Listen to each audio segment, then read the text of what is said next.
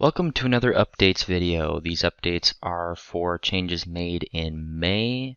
First, I'm going to go through the updates and features added to the program for both Employee Tracker and ESS. Then at the end of the video, I'll go through all the fixes that were added to fix any errors. When using the Common Transaction interface, if a user tries to enter an absent record with a blank start or stop time, it will now prompt to enter the time. The on-premises report now has a column for approved, which will show whether a record is unapproved or approved from the timesheet. To change your columns, go to View, Columns, and then you can turn on the approved column. In the Headcount Analysis report, we have a new option to include header when outputting to Excel.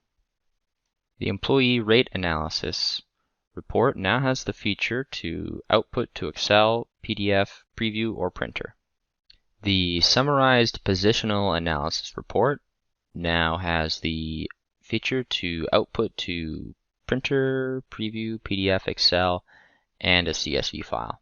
The Payroll Export Audit List report now has the option to output to Preview, Printer, PDF, or Excel.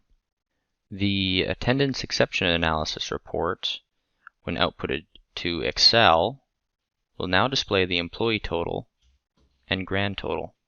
Adding a piece rate and overriding the rate now triggers the rate override flag.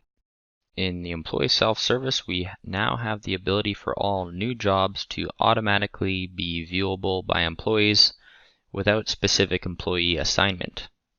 To do this, we need to go into our Inquiry Master, go to Customize, go to our ESS tab, and here at the bottom we have Allow all open jobs for all employees on time entry. And that sums up all of the new updates. I will now go through the various fixes. Employee Tracker has been updated to start up faster. Fixed an issue on the time transaction summary where the grand total of dollars would not equal the true sum of the individual amounts. Fixed an alignment issue for the columns in the Payroll Export Audit Report when the include position was turned on. Fixed an error that could occur on the number of days column, where the number of days was off by 1. Fixed an error that would occur while using the Restrict Transactions to Worked Department feature, where employees would not be listed correctly if they had no supervisor assigned to them. Transactions added through the Common Transaction interface will now be logged to the System Access log. The role history of an employee will now be removed when that employee is deleted. Fixed an issue on the Time Bank Audit Report that would block a manager from being able to view the rate even though their permissions were set to be allowed.